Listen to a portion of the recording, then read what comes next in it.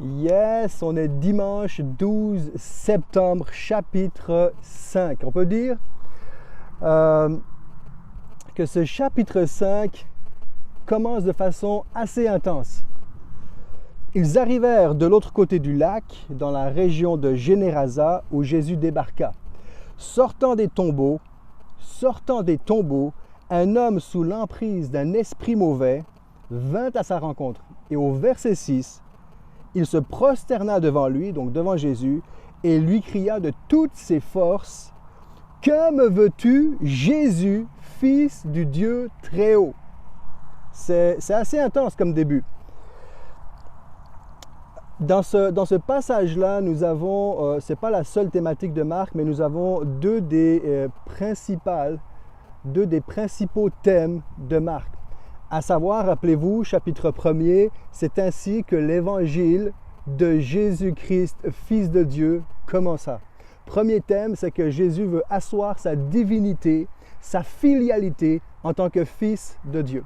Et l'autre thème qui ressort dans le cours, tout au long de l'évangile de Marc, c'est la réalité de ce combat spirituel, de ce conflit entre deux royaumes, celui des ténèbres et de la lumière. D'ailleurs, on le voit très rapidement, l'évangile, le chapitre 1er, donc encore une fois, je vous rappelle que Marc aurait été écrit, serait le premier livre du Nouveau Testament après 400 ans de silence. Donc, immédiatement, le chapitre 1er de Marc commence avec l'annonce de cette bonne nouvelle en Jésus-Christ, Fils de Dieu. Et rapidement, vous allez trouver au verset 23 du chapitre 1 un exorcisme, quelqu'un qui va être délivré d'une possession démoniaque. Aujourd'hui, on est dans ce chapitre 5 et on retrouve ici Jésus qui est en face d'un homme habité par plusieurs esprits, on le sait, puisqu'il se nomme Légion. Il est devant une légion de démons et là, il se prosterne devant Jésus. Que me veux-tu, Fils du Dieu très haut? Il y a un conflit entre deux royaumes qui prennent place. C'est curieux parce que, je l'ai déjà dit, Marc va droit au but, il est très très concis.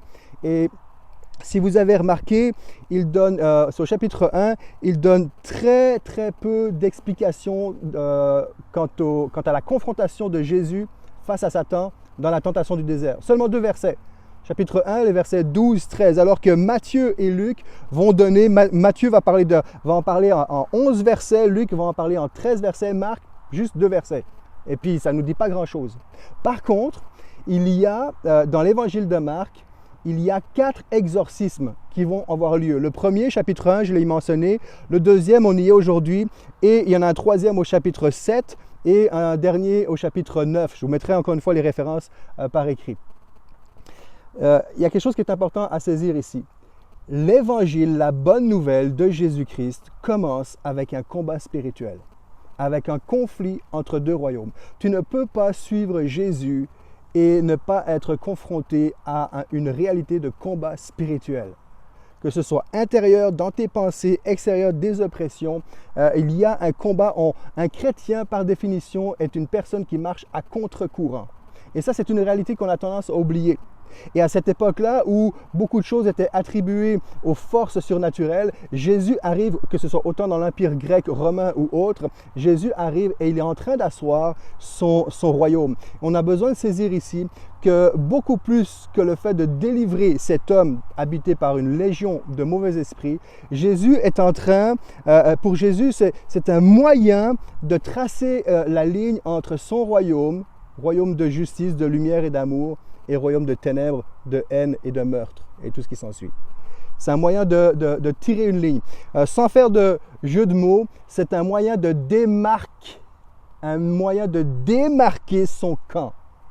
Jésus est en train de démarquer son camp. Il y a un nouveau règne qui est en train de prendre place. Ce n'est pas juste des belles paroles, une belle bonne nouvelle. Il y a un vrai changement qui est en train de prendre place de façon flagrante. Et c'est ce qu'on voit à travers cet événement avec cet homme qui sort du tombeau habité par des légions de mauvais esprits. Il ne prend pas beaucoup de temps pour parler de la tentation du désert, mais on voit tout au long de son évangile qu'il y a une confrontation avec le mal. 4 exorcismes. Nous savons que le chiffre 4 dans la Bible, c'est le chiffre de la totalité. 4e jour de la création, c'est là que le monde a été terminé, complet. et ensuite tous les êtres vivants ont été mis à l'intérieur. Il y a dans cette notion de 4 quelque chose de fort. Il y a les 4 points cardinaux. Il y a cette dimension où Dieu est en train d'asseoir en Jésus-Christ sa suprématie, son autorité par rapport à tout ce qui existe en haut, en bas, à gauche, à droite, devant, en arrière. Jésus est le Seigneur des Seigneurs, le Roi des Rois, et il est en train d'asseoir sa toute puissance sur tout ce qui existe.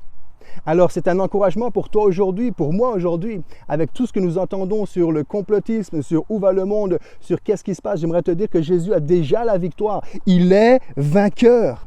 Il est vainqueur une fois pour toutes. Il a remporté la victoire. On n'a aucune crainte à avoir.